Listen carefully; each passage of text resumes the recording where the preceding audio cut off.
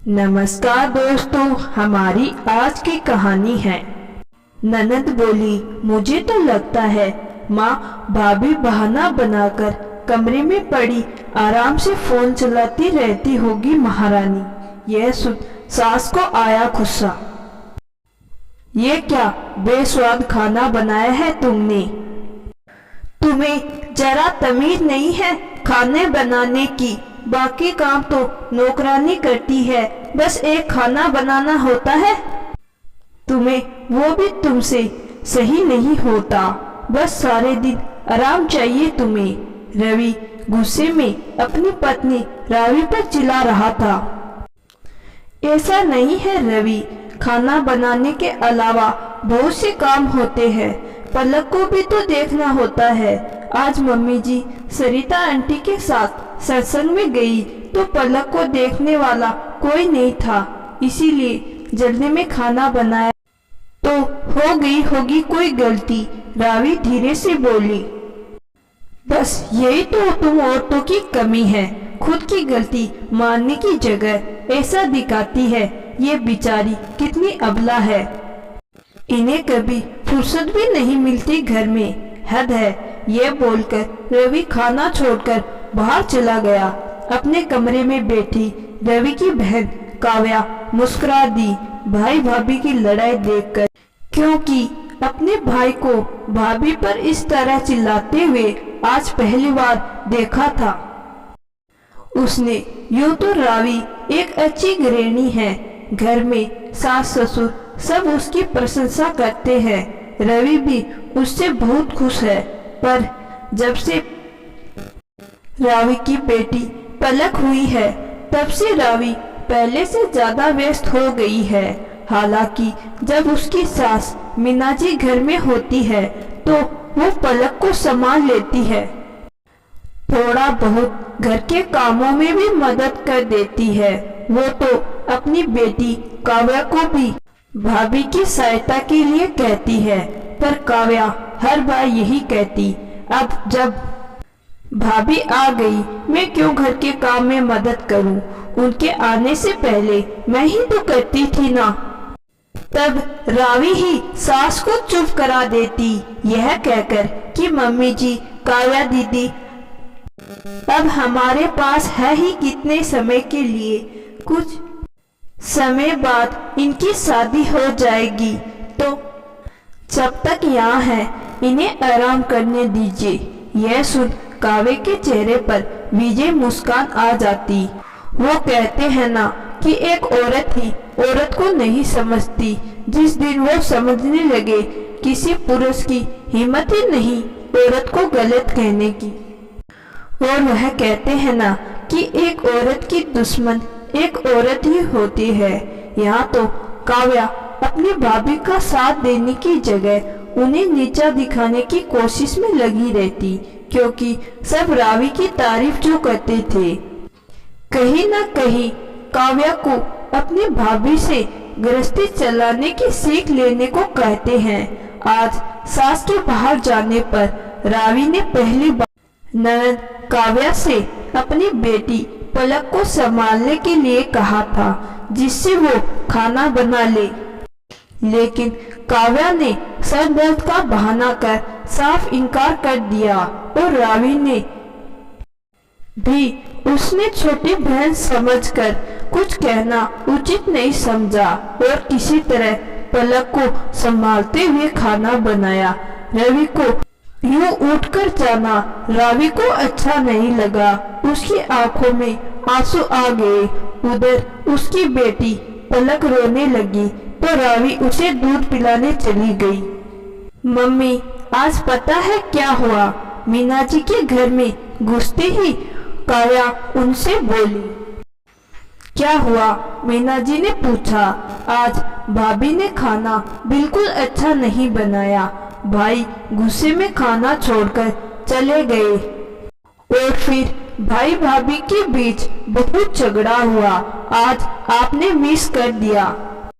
काव्या खुश होते हुए बोली, अच्छा हो जाती है कभी कभी गलतियां, रवि को यह समझना चाहिए। मीना जी बोली, अरे नहीं मम्मी, ये चीज तो भाभी को समझनी चाहिए। घर की बहू है, वो यूं पलक के बहाने घर के कामों से तो नहीं बच सकती ना।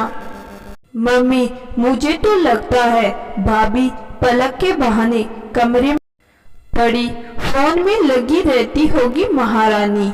हो सकता है अपनी मम्मी से बुराई करती हो हम सबकी। काव्या ऐसे बोली मानो कोई रहस्य उजागर कर रही हो।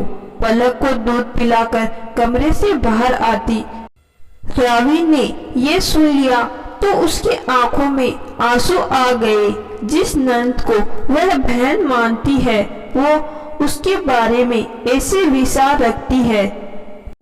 इससे पहले कि वो आगे बढ़ती उसने सास की आवाज सुनाई दी, बस करो काव्या, यूं आग में घी डालना कहाँ से सीख लिया तुमने?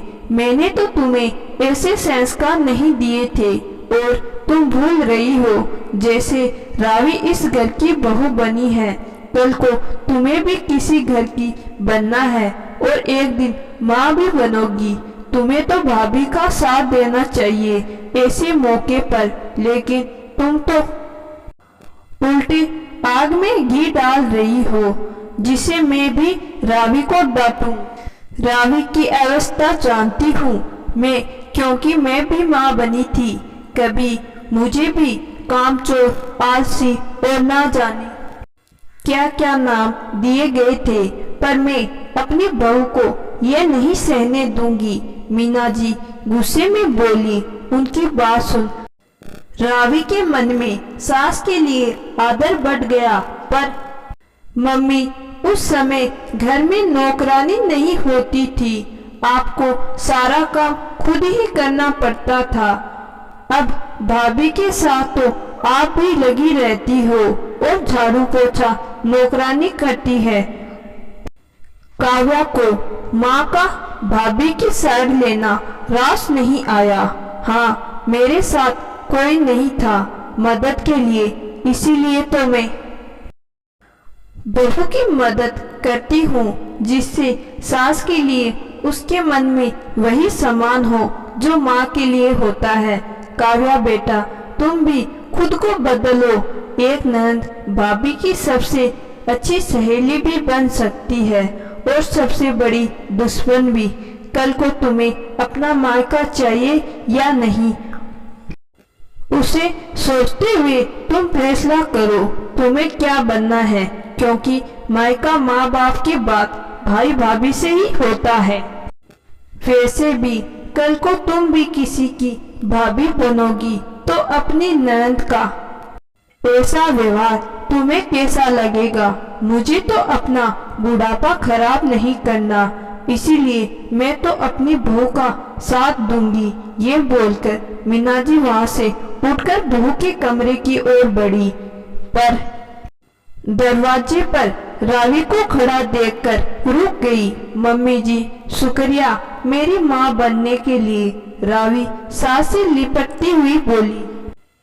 नहीं भाई, मैं तो तुम्हारी सास ही ठीक हूँ, क्योंकि कभी कभी रोब दिखाना भी तो बनता है ना बहू पर। मीना जी हंसते हुए बोली तो रावी भी हंस दी।